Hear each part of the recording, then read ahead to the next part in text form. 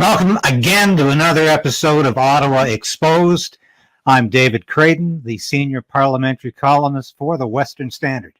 And I'm really happy to be back here this week. We've had some great comments over the week. And yes, I do read your comments because it's because of readers and viewers like you that I'm on the air talking today. And the Western Standard is publishing. And I'm putting out columns 5 days a week.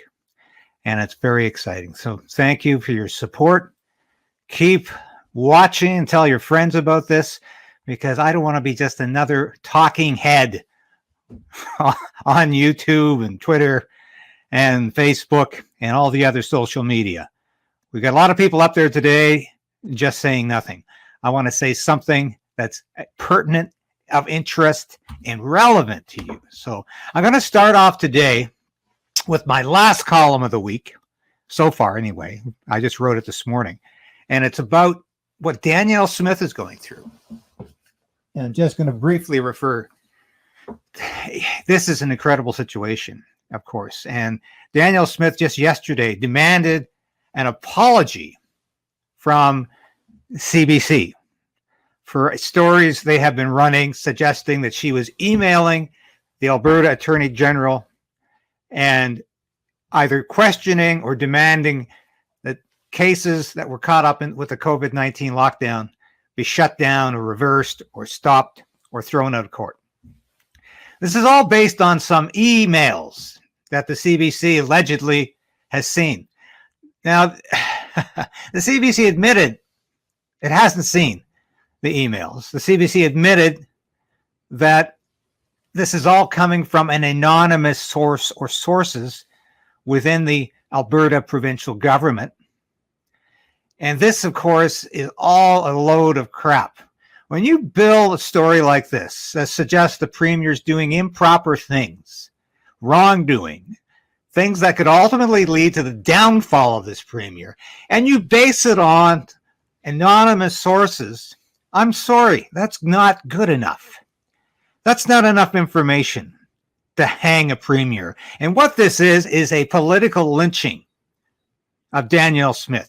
CBC has never liked Danielle Smith because she has never toed the line in terms of the COVID-19 lockdowns.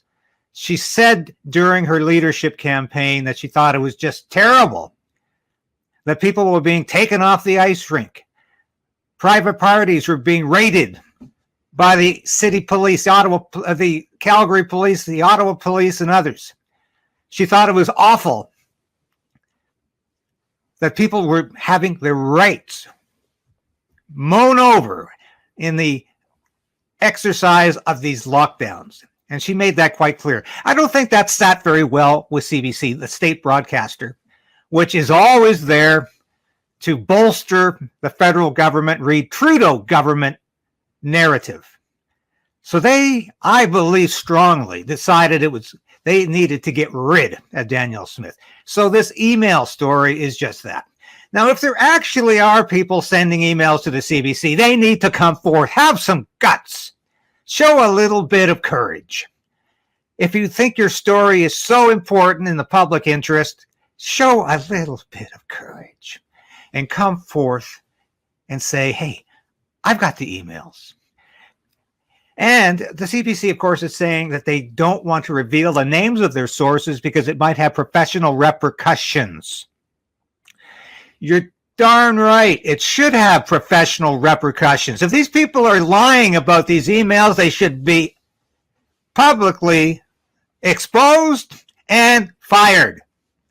This should not be happening. And we should not be watching a Premier hang in the wind over these baseless accusations. And I think this is all about politics as usual. It's coming strongly from the federal government. It might be coming from disaffected UCP members. I've heard that possibility as well. But I do believe this is a federal story because I think the federal Liberals are interfering through the CBC. And they have a huge effect on how the CBC reports its news. And when they're going after somebody like Danielle Smith, they're going after them full throttle. And if you read some of the emails that are going out about this, the CBC seems energized and almost joyful that they think they're going to bring down a premier like Danielle Smith, who's had the audacity to pass the Alberta Sovereignty Act and who has said she's not going to stand by and watch all of those who suffered as a result of the COVID-19 mandates and lockdowns to continue to suffer. She hasn't done everything right, but by God, she's doing a lot more right than her predecessor, who was part of the lockdown catastrophe, put pastors in jail, and had people arrested. And you have to remember, you couldn't go to church during the COVID-19 lockdowns. You couldn't go to the gym to work out, which made sense because the healthier you are, the less likely you are to contract COVID or have a serious effect through it. But you could go to the liquor store every day, and there were strip clubs open across Canada. Somehow those places were sacrosanct, and they were there weren't any germs spreading there. But it's the hypocrisy of it all that drives you crazy. And it's time for some real answers to why some of these decisions were made. But the answer is not to go after Danielle Smith, because she's trying to find out some of those answers. I don't believe they're going to find those emails. I think the scandal is going to die. But let the CBC wear it. Let the CBC, the state broadcaster, wear it, because that's where it should be going. Moving right along here. My first column of the week was a discussion about Justin Trudeau and Pierre Poilievre. Justin Trudeau, of course, our Prime Minister, Pierre Poilievre, the official opposition leader, and the leader of the Conservative Party of Canada. Now, as I wrote this column, the Liberal cabinet was just preparing to go into a retreat in Hamilton, Ontario, to discuss the year ahead. Now, I'm sure Trudeau brought up the possibility of an election in 2023. There's been no confirm and deny about that. But certainly Trudeau seems a little cooler on that prospect, because apparently at this retreat, he heard some pretty bad news about the economy. Interest rates are going to have a negative effect on people's ability to buy homes, obviously. Inflation is probably not going to be going down, but might marginally go up. And we're looking at a real recession in the offing. Now, Trudeau's down 7% in the polls right now. That could plunge even further if the economy gets worse. And let's face it, this is a guy who does not think about the economy very often. He's doubled the national debt, not deficit, the national debt in 7 years. He's the guy who can't see a business case for selling oil to Germany, or natural gas, to Germany. But he's also the guy who thinks he can win an election on his charm and good looks alone. And I'm sorry, I think that those days are over for you, Justin Trudeau. But what is the next election going to be, whether it happens this year or the next? It's going to be a fight not just between a conservative leader on the right and a liberal leader on the left, who has basically subsumed a lot of the NDP vote with it. It's going to be a battle between Trudeau's status quo and the new ideas and new freedom presented by Pierre Poilievre. And I must say, also the People's Party of Canada leader, Maxime Bernier, who is a good friend, and I give him all due. And it's interesting that Trudeau is playing the same old blame game. He's looking at his popularity declining, and he's saying, can't be my fault. Can't be my policies. It's because Canadians are racist. I can't believe he had the audacity, the craziness to even suggest that. Because, I mean, clearly, it's got nothing to do with racism. But he always reaches out for this reason when the going gets tough. He starts smearing Canadians. He starts smearing his political opponents. And quite frankly, it's really disgusting. And he did the same thing, of course, during the blackface scandal, where he admitted he couldn't even remember how many times he had donned blackface to entertain his friends, his schoolmates, the folks at the college he taught at, and who knows whom else. whomever else was a part of this. But what I liked about what Poilievre said recently, and I think this is very important because I don't trust politicians just because they say something. I want to see evidence. And I noted when Pierre Poilievre accepted the leadership of the Conservative Party of Canada, he never mentioned his promise to defund, privatize the CBC. And I was a bit worried because I think this is a very important promise that he needs to move forward on if he becomes prime minister. But in a recent speech in Winnipeg, he reiterated his promise to sell off the CBC, and he talked about making it into family housing, the headquarters of CBC in the family housing, moving people in. Now, that's something, of course, the Liberals and NDP would have difficulty arguing with because they're always saying we need more affordable housing. I have seen over the years that the litmus test for a true conservative leader, for a leader who actually believes in conservative principles and not in just attaining power, they will tell you they're going to sell off the CBC. It truly has become a defining moment for conservatives in this country. And if Poilievre is still talking about it, I believe he will do it. And I think that's going to be a marvelous step forward because I think the CBC has become a millstone around our neck. There's no reason it needs $1 billion in funding every year. There's no reason it needs to be the state broadcaster any more than the federal government should be subsidizing the other broadcasters in this country to the tune of $600 million. So I think that's going to be a very important election coming up. I want to shift now to, I think, what's one of the stories of the month. And I just heard today that this is being picked up by the U.S. media. Glenn Beck just ran a story on this in the United States. And it concerns the maskless woman who was at the Toronto General Hospital. And her name is Danielle Stephanie Warrener. Now, Danielle Stephanie Warrener, I believe, is a martyr for all of the idiocy, the authoritarianism, and the brutality that was wrought by the lockdowns during this COVID-19 pandemic. She stands as a martyr for all of those who lost their lives, their livelihoods, who were forced to take vaccines, who couldn't go to the gym, who couldn't have friends over in their house, who couldn't see their loved ones, who were forced to wear masks outside, who were forced to do things that were not necessarily wise or scientific. Certainly, this woman's horrific experience at the Toronto General should have told us something. She was held to the ground until she received a brain injury, and she died. She was killed. Now, the guards involved in that were initially charged with criminal charges.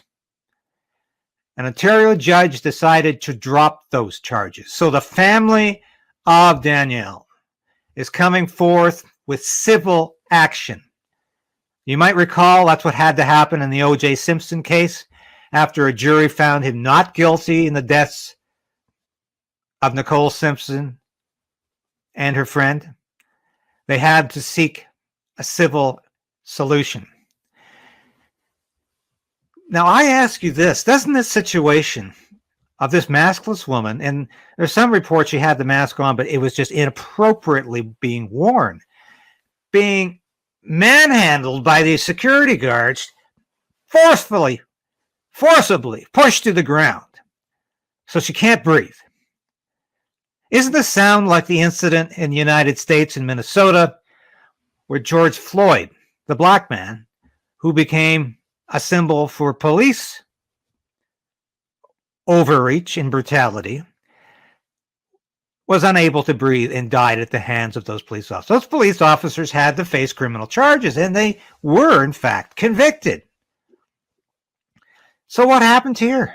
Is this not a very similar incident? I think it deserves a closer look.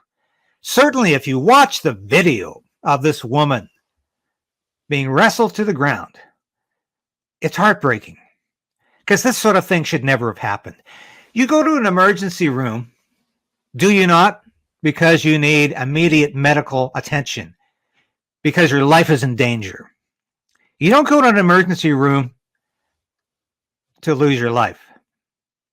And certainly you don't expect that to happen in an emergency room. It should be one of the safest places in the world to be. An emergency room should be a place of healing and medical assistance. For this woman, it was not. It was a place of her death. And this incident must resonate with all Canadians and must remind us all that the COVID-19 measures, these lockdowns, these mandates were often recklessly applied, not based on any science, but based on political control. And that's why this woman died. There was absolutely no reason. She didn't even have COVID-19. And this is a complete atrocity. Should not have happened in Canada. And this is something we should be very much aware of and very much condemn. All political parties should condemn this, not just the Conservative Party, which is yet to do it, by the way. And I must say, as bad as I said CBC is, at least CBC had the journalistic integrity to show the video of this woman being wrestled to the floor by the security guards. And at least they have not denied the story. Maybe there is a heart there. But you know, these cold-blooded bureaucrats at Toronto General, they didn't even tell Danielle's family for 11 days what had happened. 11 days. The family had no idea what happened. Once again, ridiculous secrecy surrounding COVID-19 should never have happened. I want to close today with, I think, my most comical column of the week. It didn't get the response I wanted, but hey, there's always next week. But we often talk about the just transition, especially in Alberta, and that refers to how the federal government is going to make it easy or equitable to go from the fossil fuel economy to the green energy economy. So it's going to be a just transition. Guess what? They got it wrong. It's really the Justin transition. It's Justin Trudeau's idea of what is just and fair for people. We've already seen leaked memos that suggest everybody in the green economy isn't going to need green skills, whatever those are. They can always drive the trucks carrying the solar panels, and they can clean the latrines. Now, I mentioned this story in the past, but it strikes me as this is what Trudeau's up to. And he doesn't have a plan for a Green New Deal in Canada any more than Joe Biden, U.S. President Joe Biden, has a plan for the Green New Deal in the United States. It just means stopping pipelines, stopping exploration for natural gas and fossil oil. It just means quitting the energy we have right now that powers a modern economy and somehow moving to this nirvana of a green economy. We're somehow going to be powering our cars by electricity, which, by the way, the electricity comes in many cases from coal-fired plants. There's not a magic source for it. The batteries required for these electric cars require minerals like cadmium and copper, and these are hard to mine. And China and other countries are using child labor to extract these minerals from the earth. Doesn't sound very equitable to me. But it's okay if it's the Green New Deal, because it's all about reducing a carbon footprint, except it's not. It's about changing our economy, changing how this economy works for us, and it's about reimagining our whole society. Do you think we're going to be powering jet planes with electricity or something else within the next decade? But that's what these people are talking about, phasing all of these things out by 2030. And it's madness. It's complete and utter madness. And it's called the Justin transition. And that's what Trudeau has in mind for you and for all of us. And I don't think it's going to work. And I think the jig is up. More and more people are aware that this is something that is fantasy. It's a fable. The Green New Deal is nothing but a fable. And green energy is not going to unfold. We cannot power a modern economy with windmills, electric cars, and solar panels. And besides, China has the market cornered in solar panels. So that's where we are. That's what we're dealing with. And I think we've got to be realistic about the future. So that's all for today. Viewers, thank you again for making this the most popular show on the Western Standard. We're going to be moving to other things, which I can't talk about at the moment, in the near future. But I want you to stay tuned every week. Stay tuned to what we're talking about, because I intend to continue to expose the lies, the mistruths, the absolute mendacity of Ottawa in federal politics and how it affects provincial and municipal politics. But before I leave, I encourage you, become a member, become a subscriber to the Western Standard so you can read my columns every day, and the stories, the news, the opinion pieces of my colleagues at the Western Standard. Subscribe today at www.westernstandard.news. Get on board with the new media. Forget the mainstream legacy media. It's selling off its assets as we speak, and it's going to become a thing of the past. But before it goes there, it wants to try to destroy the new media along with this liberal government. Don't let it. So for Ottawa Exposed, I'm David Krayden, senior parliamentary columnist for the Western Standard. I'm saying goodbye for now, and I want you all to have a very good week. And keep reading. Canadian Shooting Sports Association. Without the CSSA, our gun rights would have been taken long ago. These guys are on the front lines helping to draft smart and intelligent firearms regulations and legislation in Canada, and more importantly, educating the public about how we keep guns out of the hands of the wrong people. To become a member, it's absolutely worth every penny. You can become a Western Standard member for just $10 a month or $99 a year for unlimited